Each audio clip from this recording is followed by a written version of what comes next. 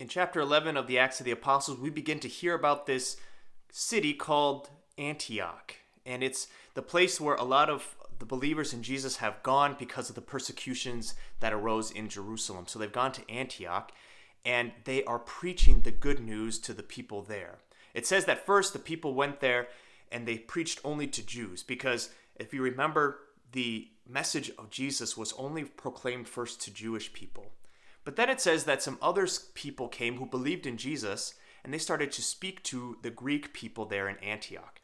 That city of Antioch was kind of a melting pot of different beliefs and different nationalities. So they started to preach to Gentiles as well, who began to believe. And one of my favorite terms in this reading, it says that the hand of the Lord was with them, and a great number who believed turned to the Lord. I think that it tells us that there is something that happens when we believe. When we believe in Jesus, there is necessarily a turning that has to happen for our lives to turn to the Lord. It means that our lives look different after we truly believe in Jesus.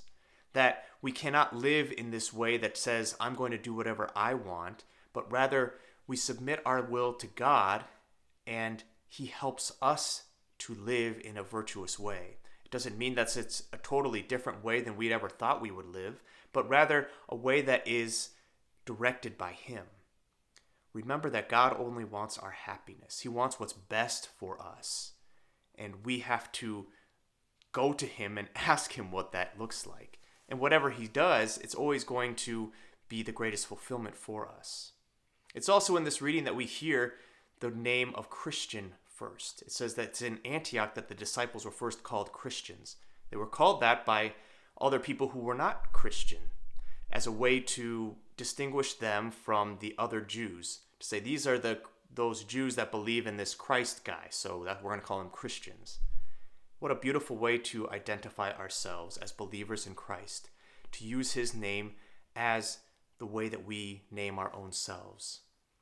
So we ask the Lord today for that grace to turn to Him more fully in our own hearts, to direct our lives in accord with His will in everything we do, so that we might know that full happiness of living in accord with His word, with His law, and that we might be Christians not only in name, but in everything that we do.